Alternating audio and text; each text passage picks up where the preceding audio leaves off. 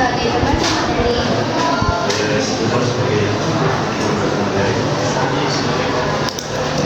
Selanjutnya, materi pertama akan dijelaskan oleh Baik, di sini ada pengertian kerajinan mancanegara.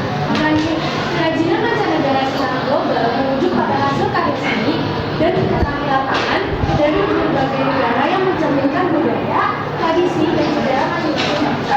Sejak zaman prasejarah, manusia telah menciptakan berbagai bentuk kerajaan.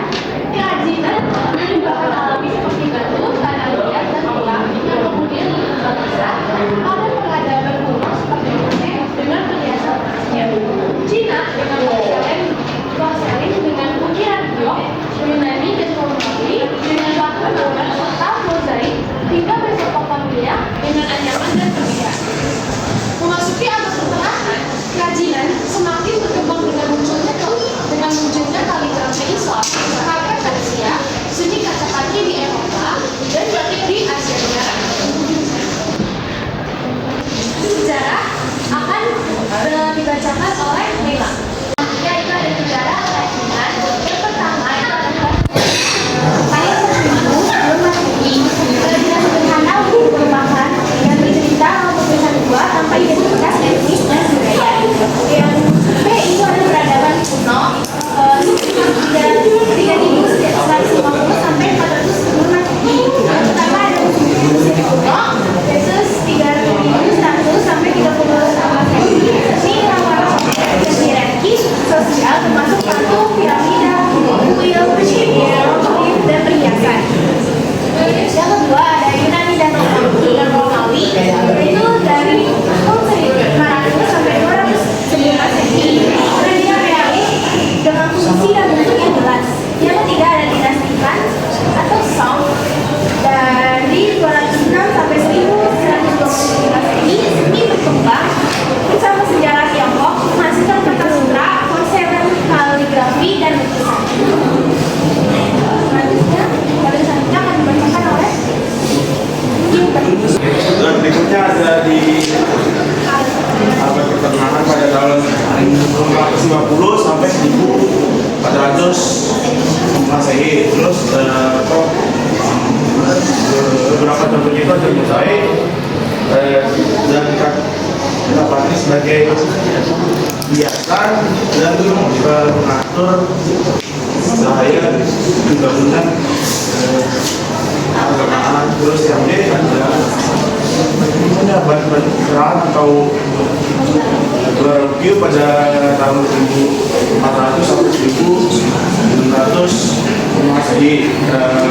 Sebagai contoh ada gaya Renaissance muncul menggabungkan seni dan sains. Terus ada Leonardo da Vinci dan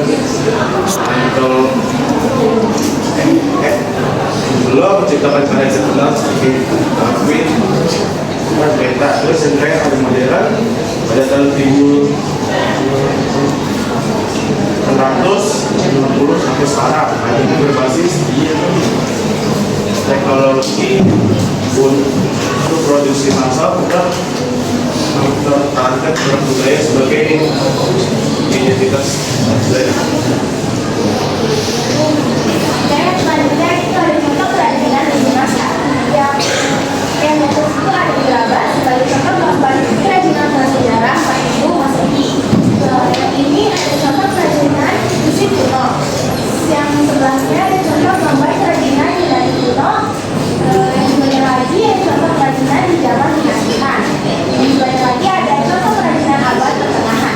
Selanjutnya, untuk tokoh budayawan di Indonesia, di sini saya akan memaparkan yang pertama yang pastinya teman-teman udah tahu, di mana Inyoman Nuarta juga yang membuat ikoniknya IKN dan juga GWK. Inyoman Nuarta itu berasal dari Bali. Dia itu sebenarnya menciptakan tekniknya itu dipengaruhi dari budaya Eropa, dan juga dari Inyoman ini biasanya dia buatnya patung baik dimensi 2 dan juga dimensi 3. Dan sampai sekarang Inyoman ini masih terus berkarya dan juga menciptakan karya-karyanya yang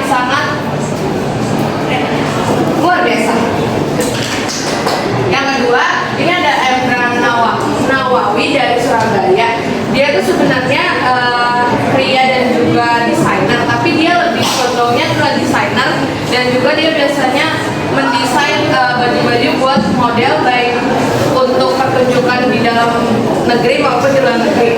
Nah, di sini dia pernah menciptakan batik, tapi dia membuatnya lebih ke modernisasi. Nah, dia mengadaptasi teknik counter dari perancang busana internasional. Lanjut. Yang ketiga, yang pastinya dari Bali lagi, kebanyakan Djokorda Gede Agung Sukawati.